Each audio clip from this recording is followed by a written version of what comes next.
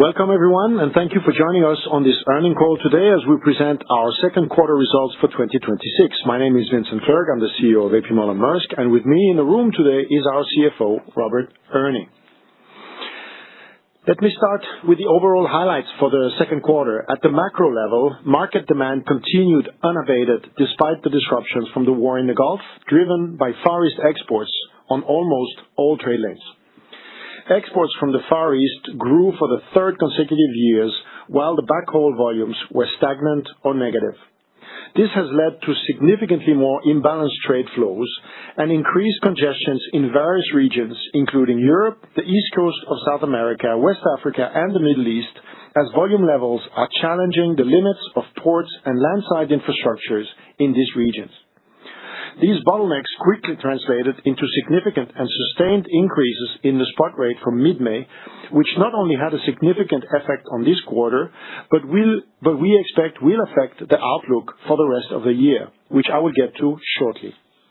If we look at the financials, on the back of higher spot rates in ocean, we delivered an EBITDA of $3 billion and an EBIT of $1.6 billion.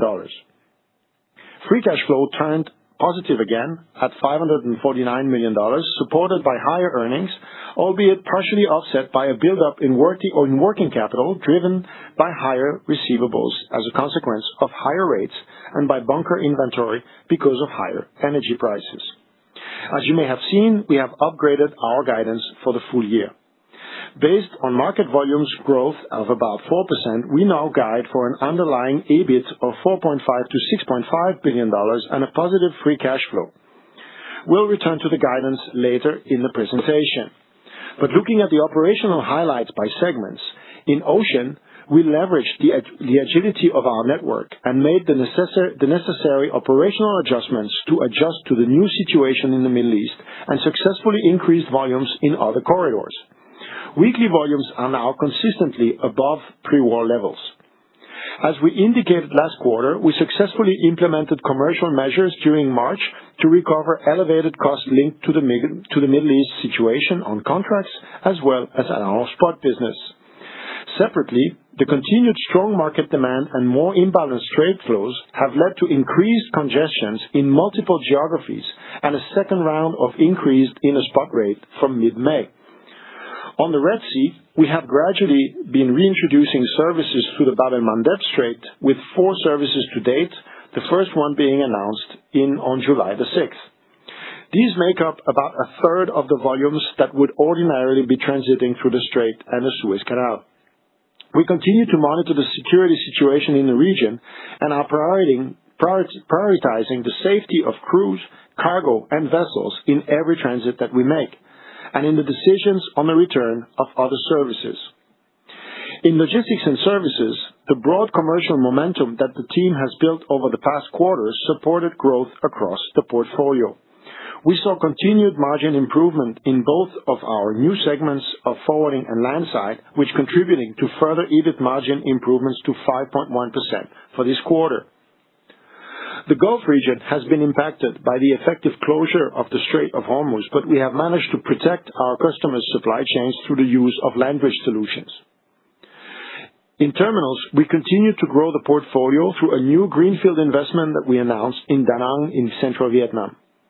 And as far as the existing portfolio goes, we delivered strong top-line growth while demonstrating disciplined cost control to drive improvement in both profit and margins. Now, looking at the strategic priorities we had set for ourselves at the start of the year, starting with ocean. On grow, we have delivered good volumes growth at around 4% on the back of strong market demand and operational delivery as we quickly adjusted for the disruption in the Middle East. On protect our high asset turns, the volume growth have outpaced the fleet growth by 2 percentage points, thanks to the efficiencies that Gemini has delivered. Utilization remains very high at 96% with strong discipline in our fleet management.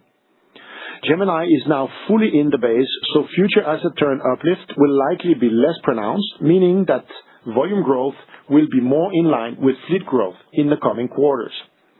Moreover, this with utilization already at a high level, the task for us will be to ensure that we have the capacity to grow, and we will use various levers to ensure that we continue to do so. On focus on profitability, higher spot rates from the strong market demand and the ensuing congestion drove strong ocean earnings for the quarter. The cost increase from the Middle East conflict on contracts was recovered through surcharges and bunker formula.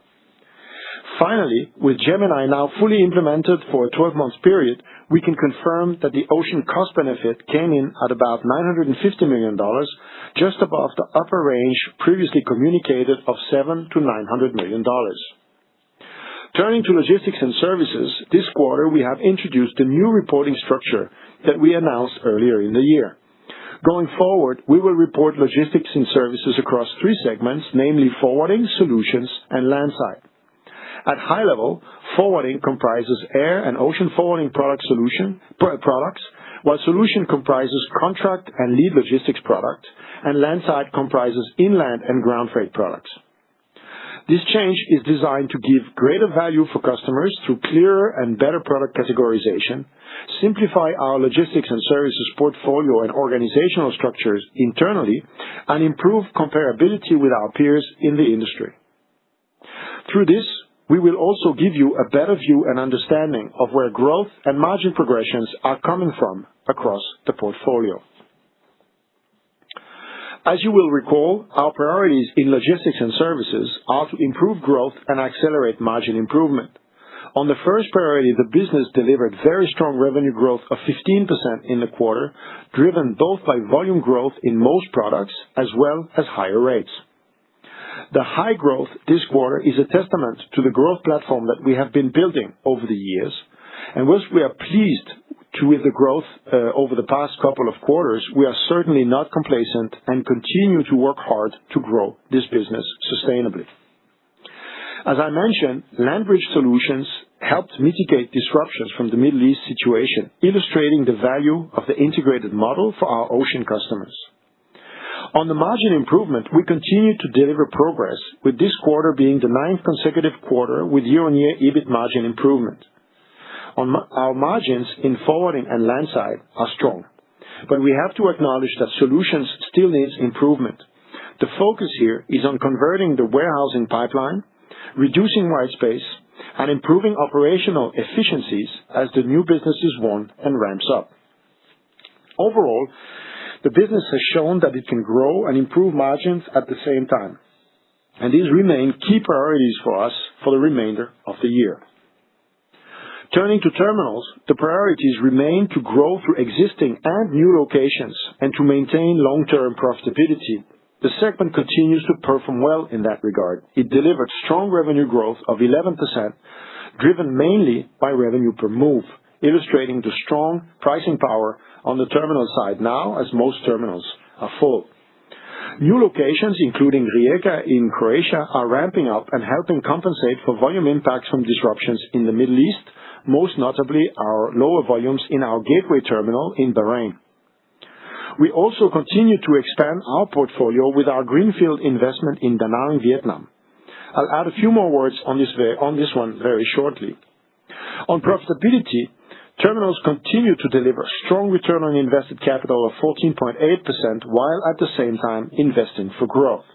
As we have signaled, with the series of new investment we undertake, we expect some pressure on the ROIC during the build-up phase, but return on the existing portfolio will remain strong. Let me briefly highlight the Da Nang facility, which is an excellent example of the type of long-term infrastructure investments we want to achieve in terminals. APM Terminals, together with our local partner Hateco Group, won a competitive tender process to develop a new multi-user terminal in Da Nang in central Vietnam. The port is strategically located in a region of Vietnam that is growing fast and is poised for long-term economic growth. The concession agreement with the Da Nang government gives our consortium exclusive rights to operate and expand Da Nang container ports for 50 years. This builds on the partnership with Hateco following the opening of the Hai Phong terminal in North Vietnam last year. The terminal will include 8 deep water berths with a total throughput capacity of more than 5.7 million TEU per year once fully built out. Our terminal will serve the growing Central Vietnam gateway market, as well as the neighboring countries of Laos and Cambodia, Thailand, and Myanmar, as indicated on the map. The Phase 1, comprising berth 1 and 2, will already go live in 2029. This is exactly the type of locations where we see long-term value creation, a strategic gateway for a growing market, and an opportunity to build a state-of-the-art green and smart container terminal with a partner we know well. Before I hand over to Robert for the financial review, let me take a step back and talk more broadly about the developments in the ocean markets that have led to the change in outlook and financial guidance for the year. Container market demand has been extremely resilient, this growth being driven by exports from Asia.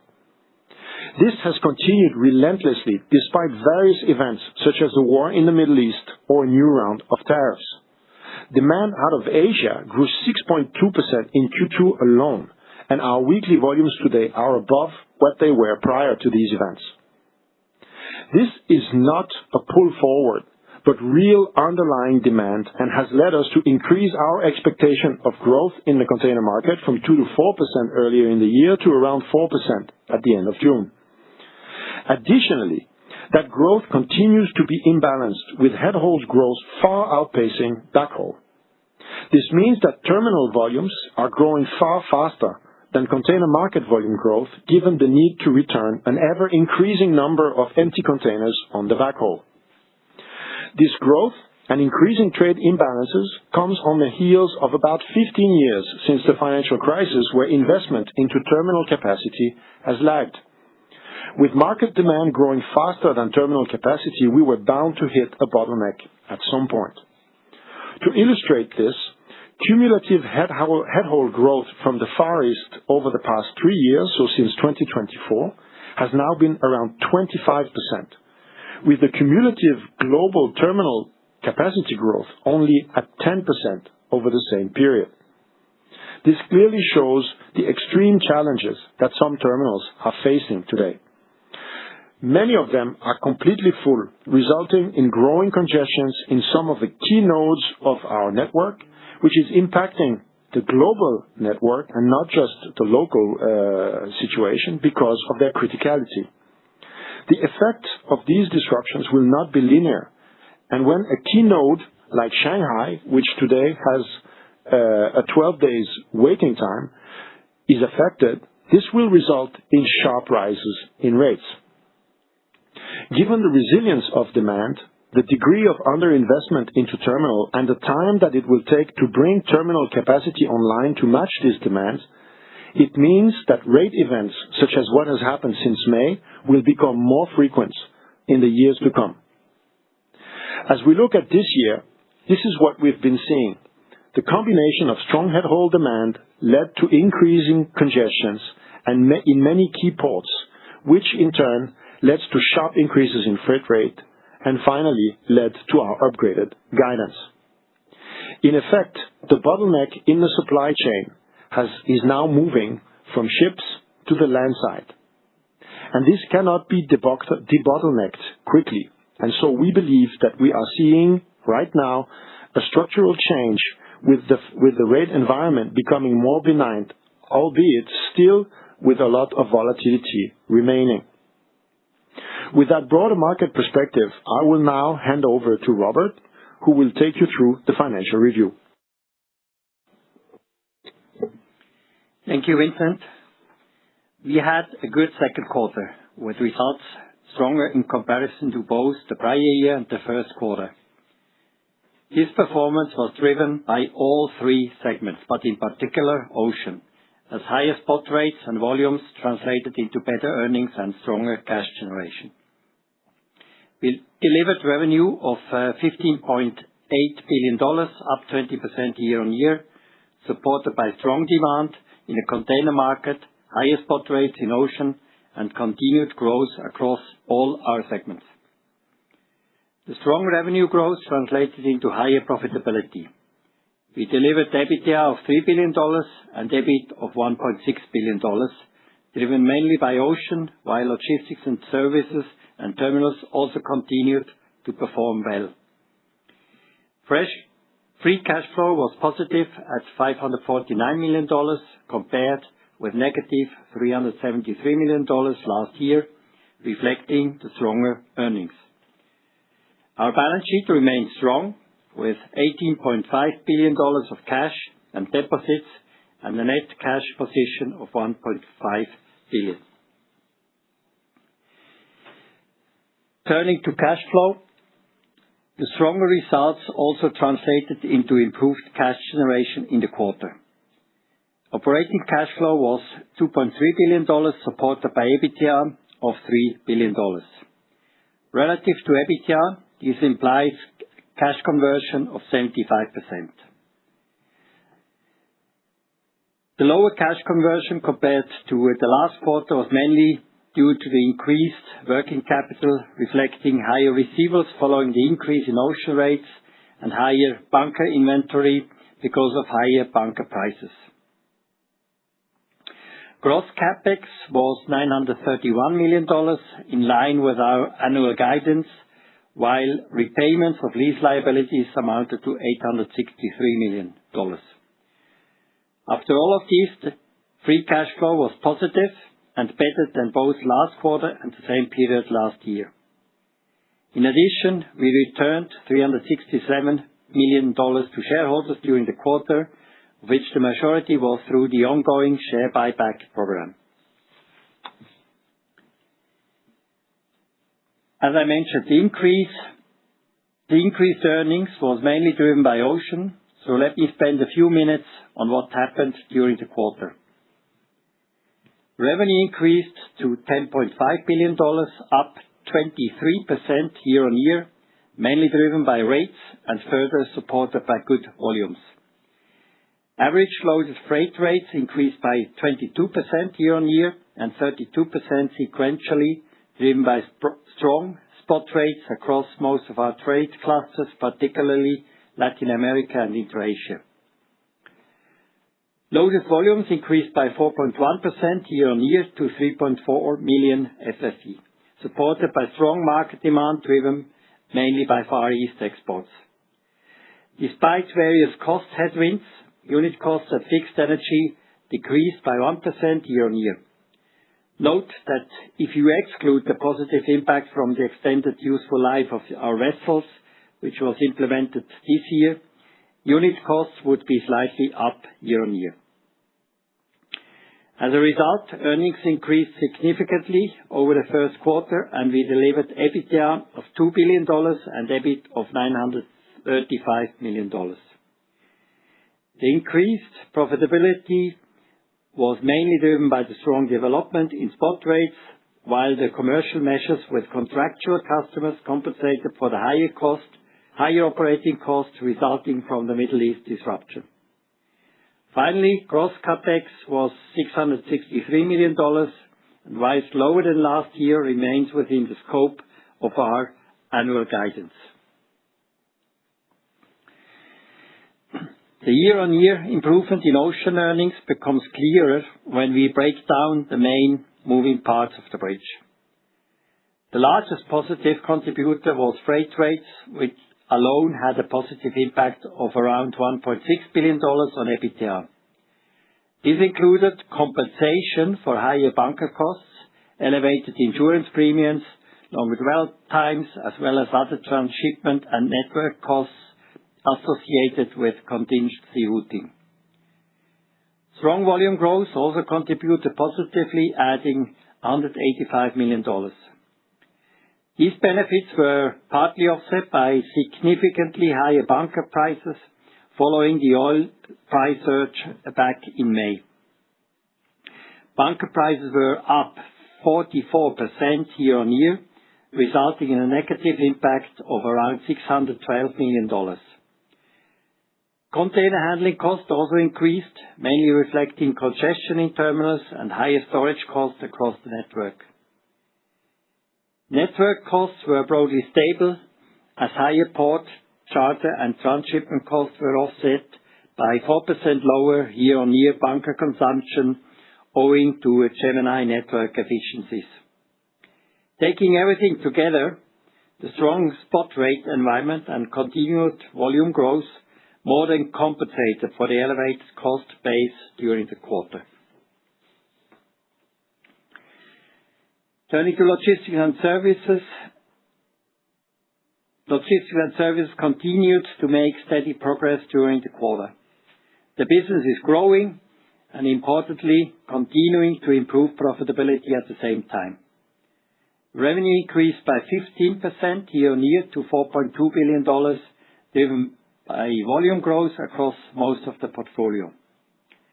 EBIT was up 24% to $217 million, up both sequentially and compared to the previous year. Likewise, the EBIT margin increased to 5.1%.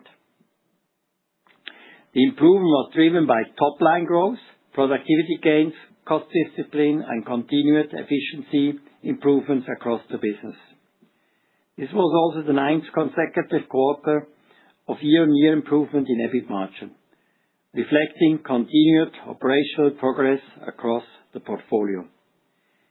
As we said before, our focus remains on profitable growth and continued margin expansion, particularly in the parts of the portfolio where we still see significant improvement opportunities.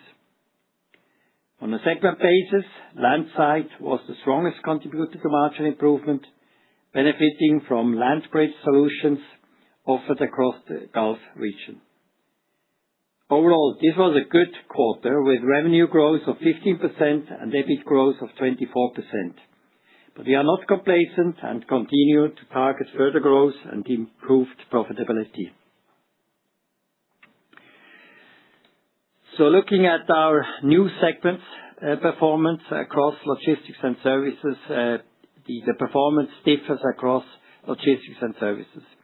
We continue to see strong performance in both forwarding and landside, where revenue growth has translated into solid profitability and margin progression.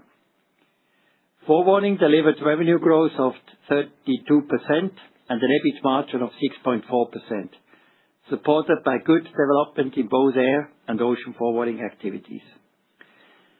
Landside also delivered a strong quarter with revenue growth of 14% and an EBIT margin of 6.3%, reflecting solid execution across the portfolio. The picture is different in Solutions, where revenue increased by 11%, but profitability remains too low. The EBIT margin decreased to 1.7%, which primarily reflects white space associated with new warehouse capacity, together with the slow conversion of the commercial pipeline. As a result, our focus remains on improving pipeline conversion, increasing utilization across the network, and reducing white space costs. While there is still work to do in Solutions, the performing in forwarding and landside demonstrates the earning potential of the portfolio when scale, productivity, and disciplined execution come together. So overall, the message from this slide is that Logistics and Services continues to move in the right direction, with the next stage of margin improvement coming from improving the profitability of Solutions. The final segment that I'd like to cover is Terminals, which once again delivered a solid performance during the quarter. Revenue increased by 11% year-on-year to $1.4 billion, supported by both volume growth and higher revenue per move. Revenue per move increased by 7.1%, reflecting higher rates and increased storage revenue. At the same time, volumes increased by 2.2%, driven mainly by North America and the continued consolidation of Gemini volumes into Lázaro Cárdenas. On the cost side, cost per move increased by 5.3%, mainly driven by labor inflation across the portfolio. Taking these together, EBIT reached $458 million, equivalent to an EBIT margin of 31.6%. Compared with last year, absolute EBIT is broadly stable, while the margin decreased. It is important to remember that the second quarter of 2025 benefited from a positive joint venture one-off of 45 million. Excluding that item, the EBIT margin was roughly stable year-on-year, despite the inflationary cost environment.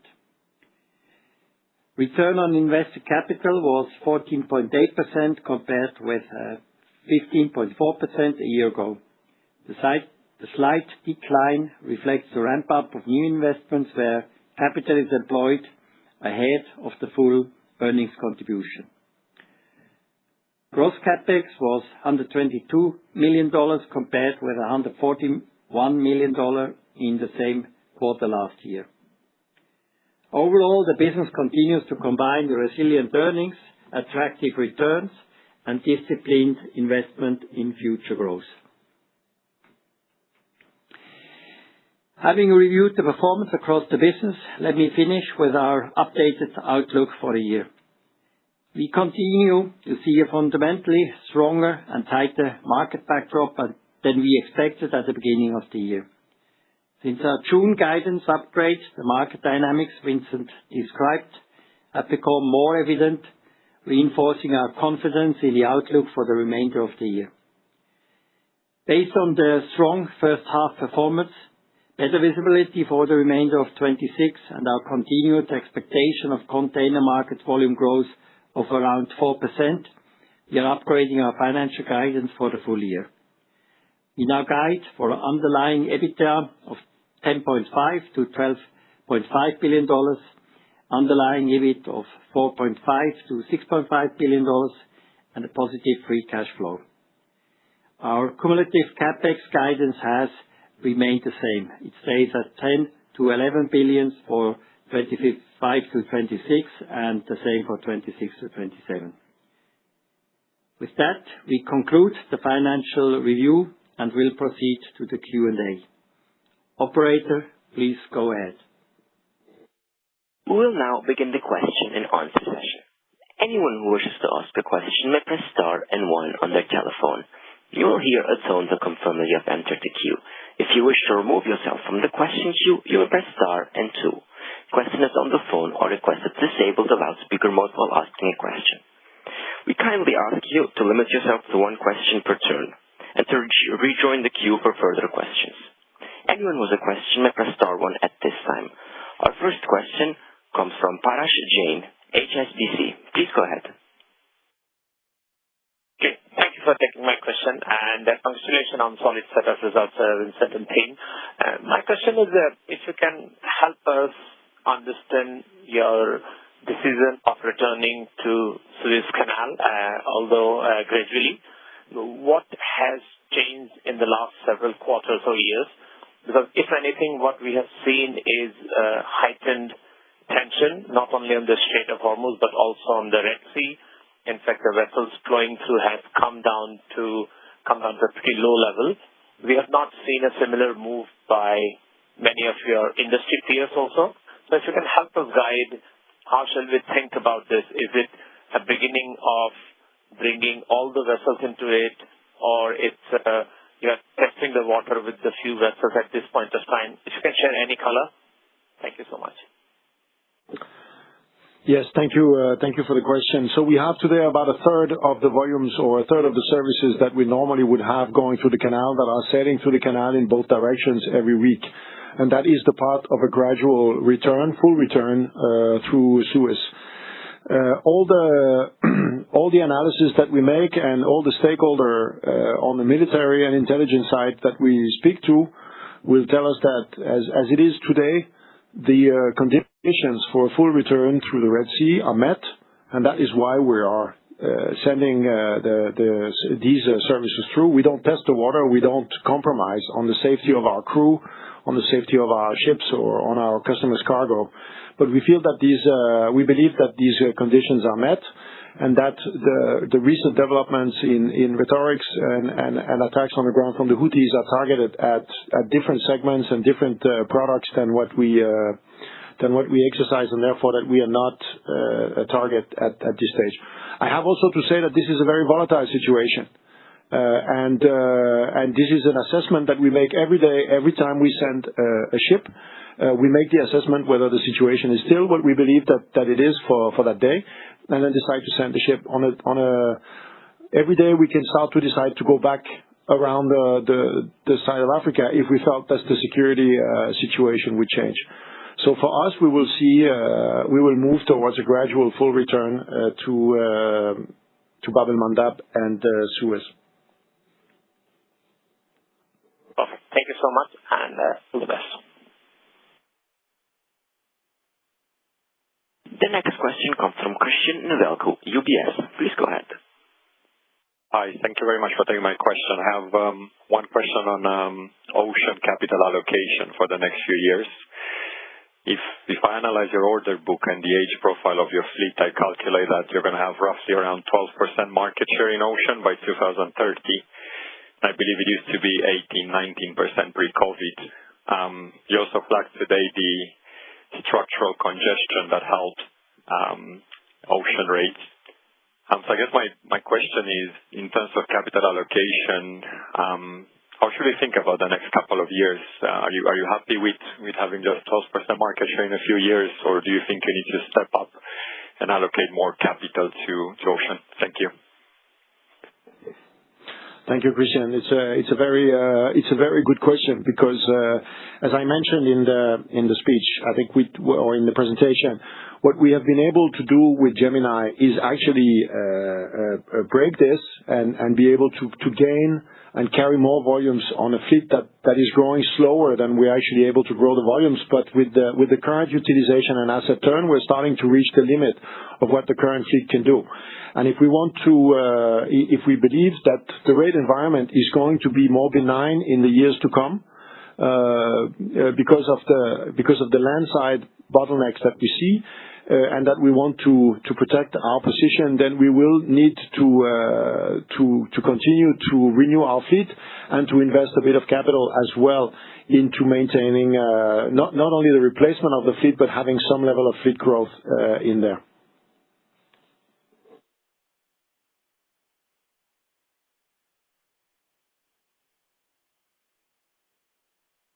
The next question comes from Alex Irving, Bernstein. Please go ahead.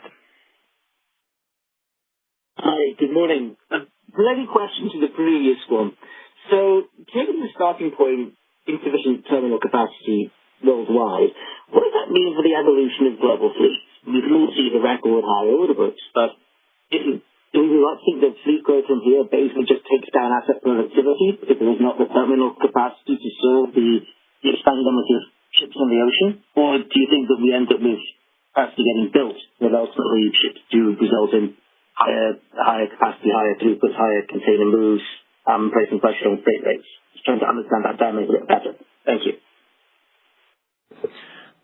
I think let me try to see if I can answer that.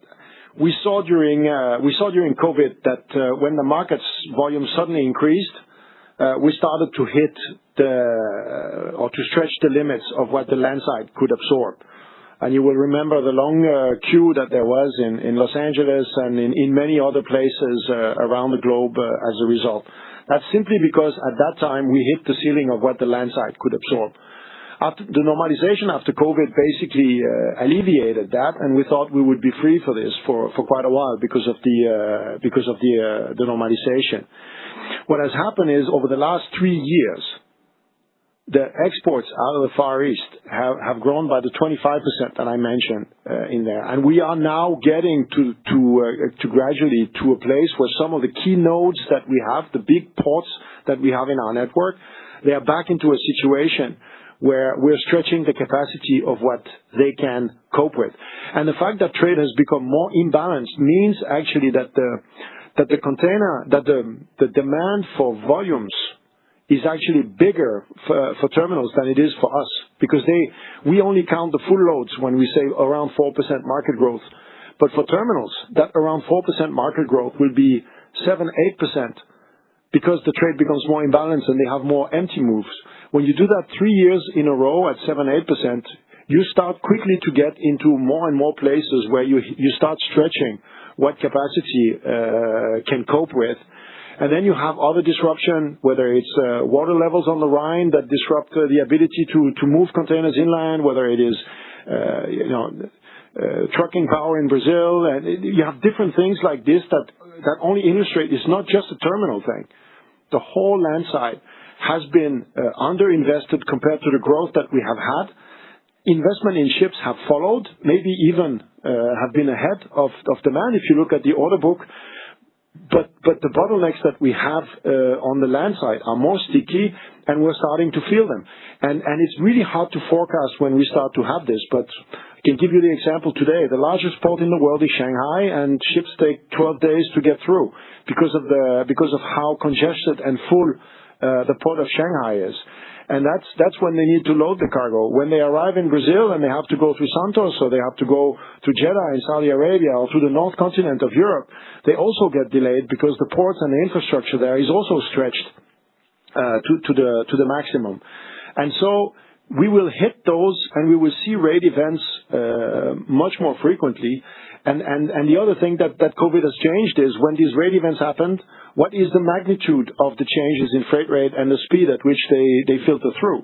And you see this clearly if you start comparing the standard deviations of SCFI post-COVID with before COVID. It's very, very different, and it's very hard to forecast. Hence, 2 profit adjustments in 6 weeks.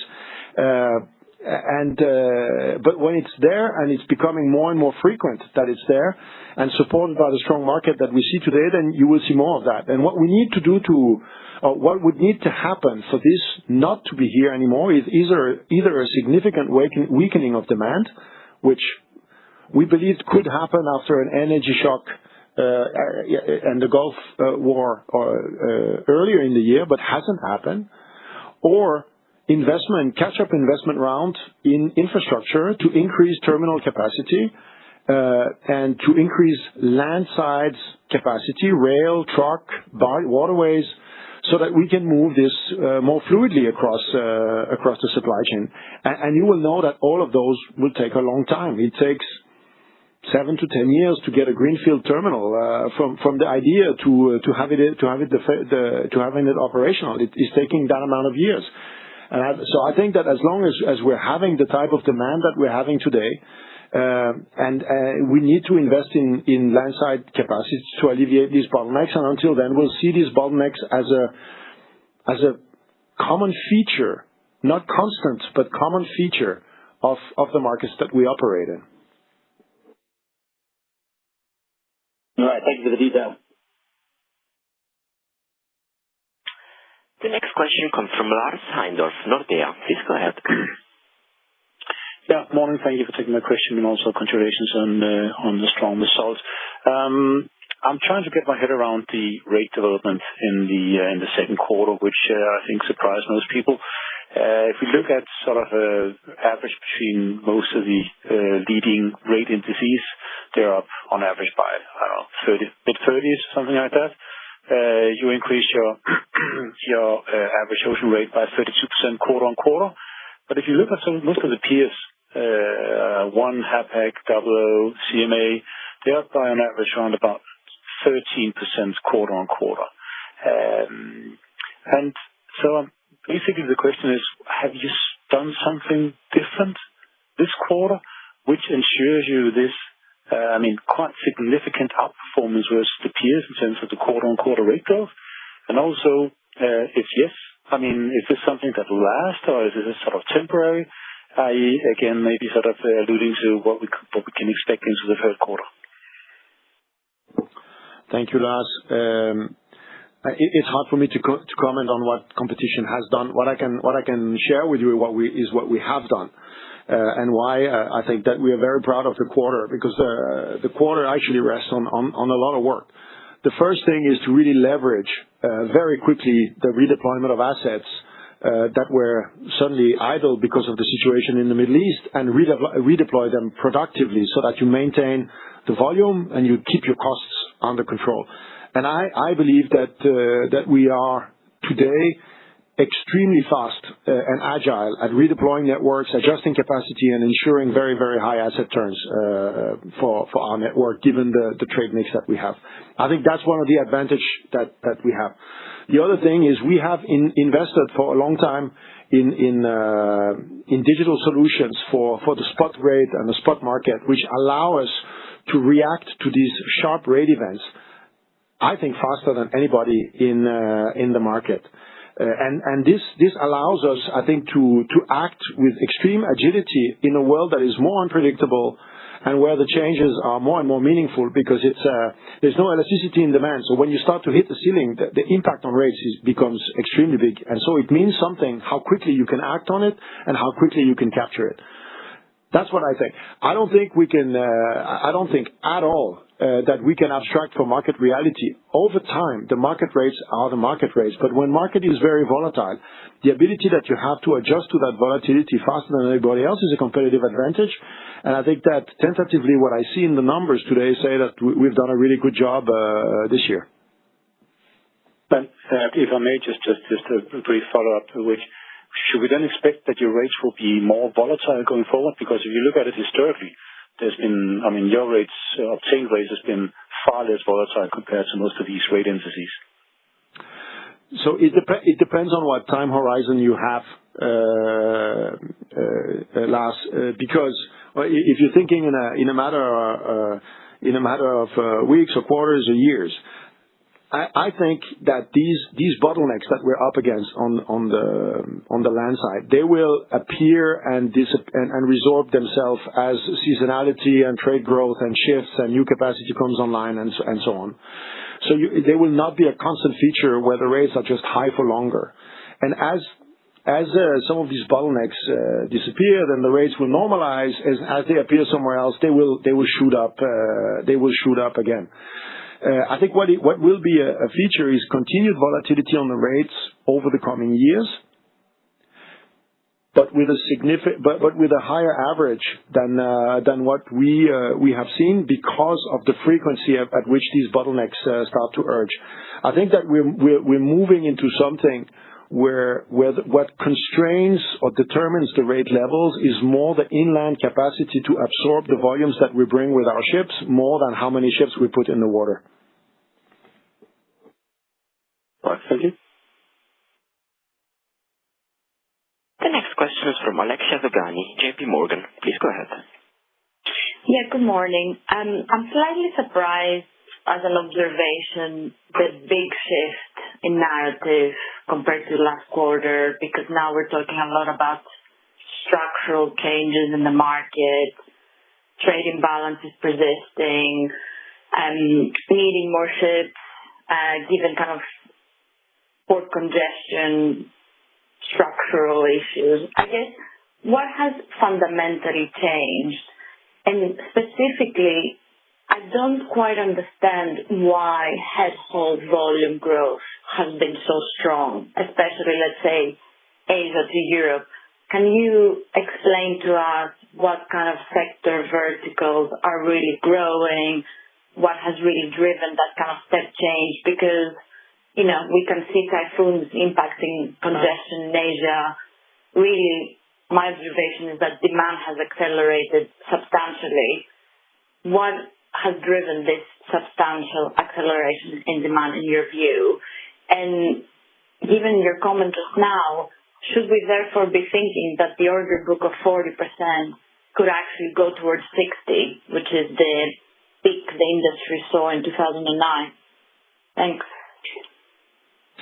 Thank you, Alexa. I think I'm also surprised by, and what surprises me is the strength and the resilience of market demand. I think our imagination, at least, has been constrained by all the talks about trade wars and deglobalization, and by the view that the Iran conflict would unleash an energy crisis that would have also a negative impact on global demand.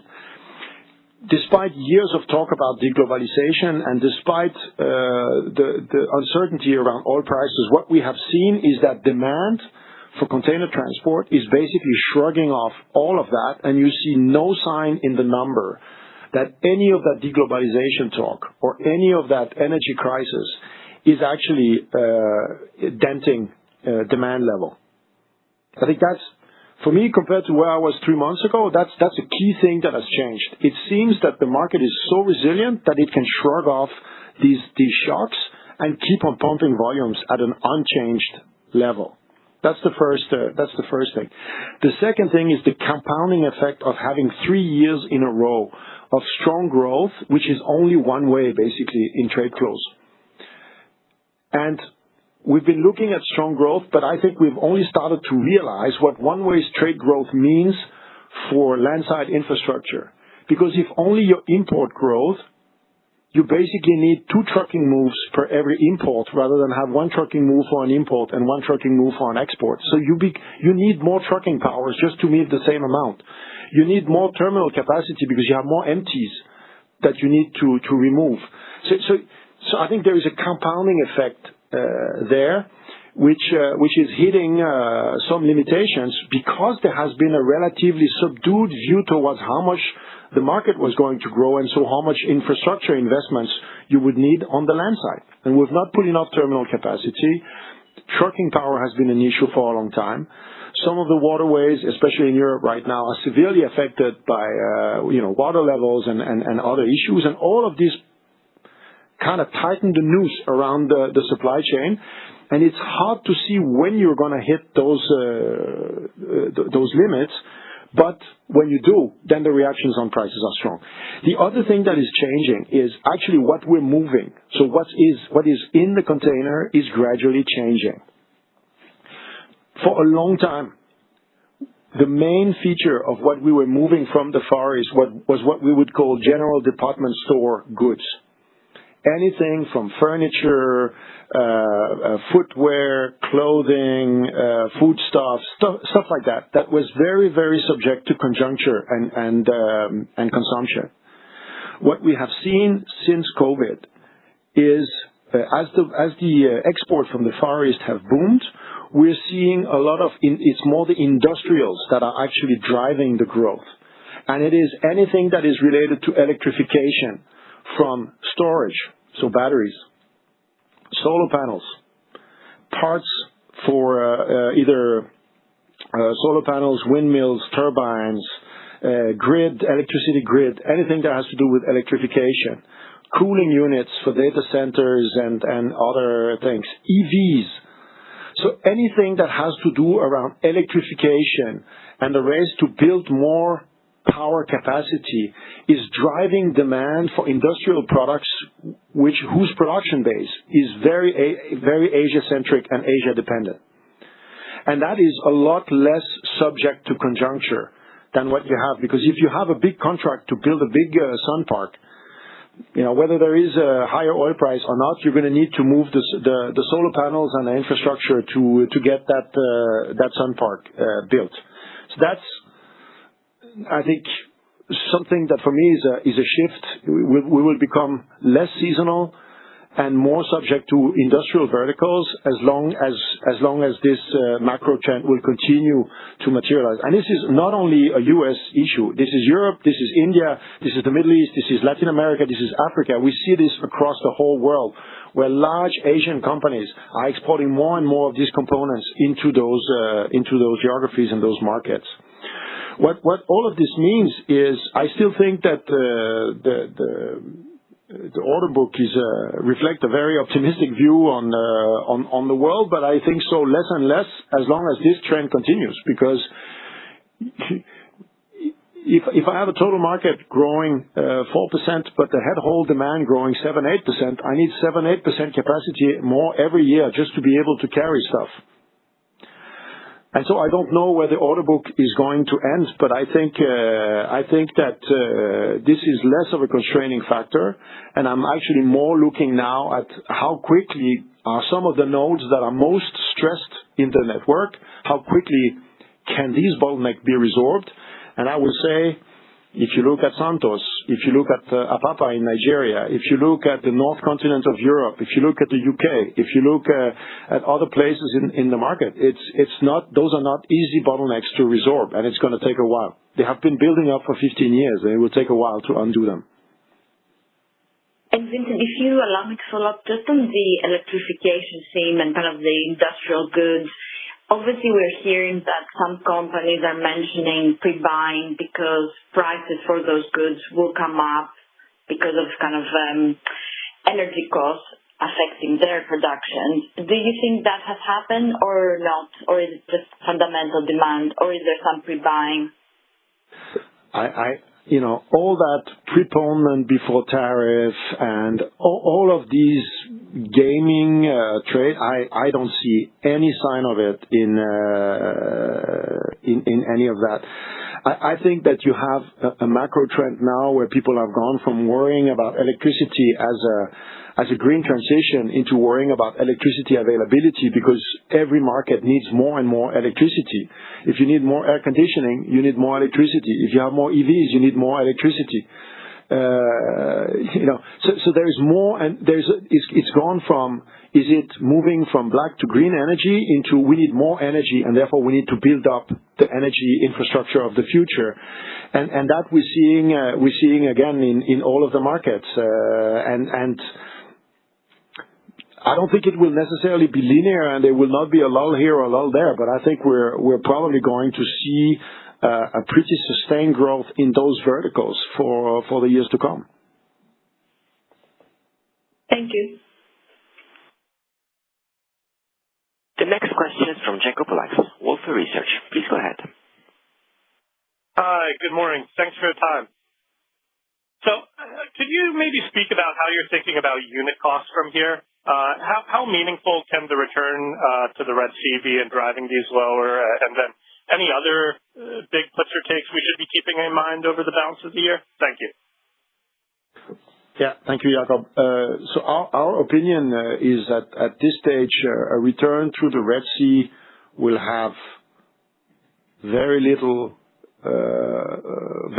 pricing impact, and will have a positive cost impact, obviously, for the short sailing distances and lower cost of going into a straight route versus all around Africa. And the reason why we think it's not very significant on prices, but it's significant on cost. On cost, I just explained. On prices, it's because we see the bottlenecks being elsewhere, and therefore it's not really going to have a material impact on prices. And as long as the safety requirements are met, this is the type of market that is good for a return rather than at once where there was no bottleneck. Thanks. And are there any other sort of big puts or takes we should be keeping in mind as it relates to unit costs for the rest of the year? Yeah, so I think there are two things that you should keep. First of all, oil price is still obviously a big factor, depending on what reserves are at, what consumption is at, whether Hormuz opens or it doesn't reopen. We have seen some increased volatility in oil prices, which in the short term, in the long term, I think we're pretty well covered with our bunker formulas with the contracts, but in the short term could have some impact on how we think about the unit cost. And then higher rate environment tends to lead to also longer higher charter markets for the ships that we charter or lease. And we've seen this if you look at the publicly available data in terms of fixtures and prices of those fixtures. The prices continue to be high, and the fixtures actually go for longer as owners take advantage of the shortage that there is a ship in the current market to demand higher prices for longer. So I think those will have some impact on the unit cost going forward.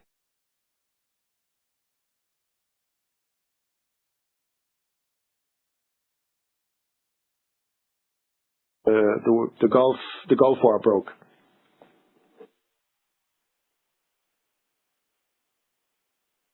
The next question is from Ulrich Beck, Danske Bank. Please go ahead. Yes, thank you for taking my question. It's on the discrepancy in your guidance upgrade between EBITDA and EBIT, which are increased by 2.5 billion, while the free cash flow guidance is 1 billion. So if you could please explain that delta, also considering that you keep your CapEx guidance unchanged. And on that last point, given that you now indicate that you may need to increase your capacity in forward years, why do you keep capital? Thank you. I might take that one. As you explained, obviously in the free cash flow, mainly driven by what we have seen in Ocean, we have to consider that we also carry a much higher working capital. That is due to the fact that our rates went up, so the billing to the customer went up. So that drives a higher working capital cost, basically mainly driven by higher receivables. And then we have also more working capital carried by higher bunker costs. So basically inventory that we have on the balance sheet. That inventory costs more due to higher bunker price costs. Does that explain the question? Yes. Yeah, very clear. But then also the CapEx side.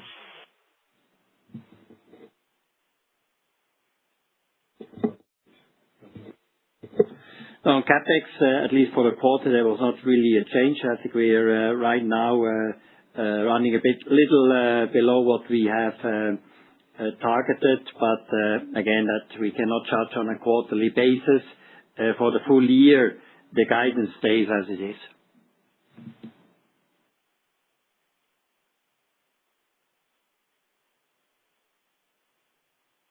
The next and last question is from Jack Rayburn, Bank of America. Please go ahead.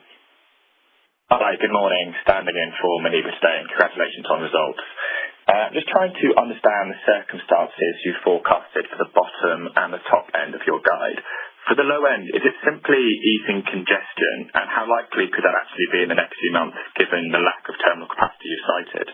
And connected to that, would fully reopening the Red Sea not exacerbate congestion issues, which could actually be supportive for rates in the short term, at least for the rest of this year? Thank you. Yeah. Thank you, Jack. You're correct.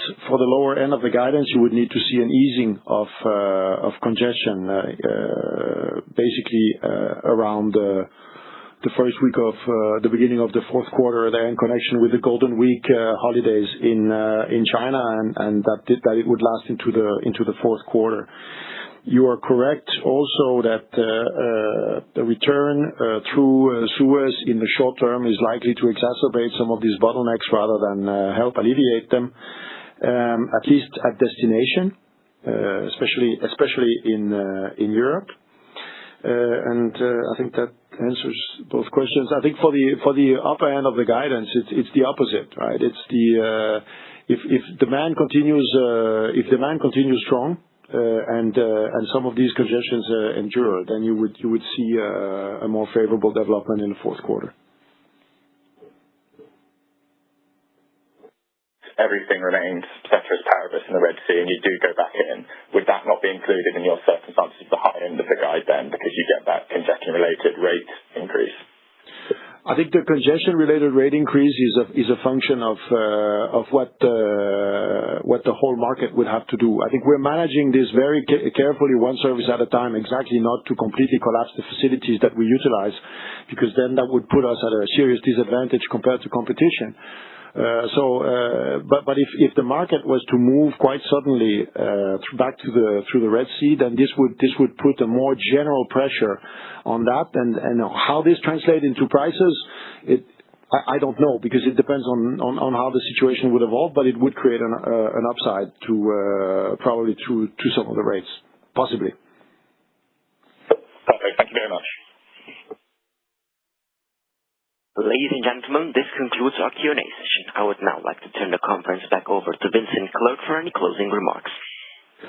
Well, thank you again for joining us today, and thank you for the great questions and discussions. To summarize, we had a really strong quarter with all our key businesses performing well.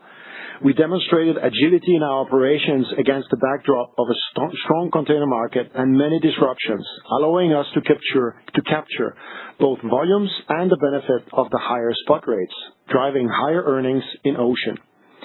In Logistics and Services continued to build momentum.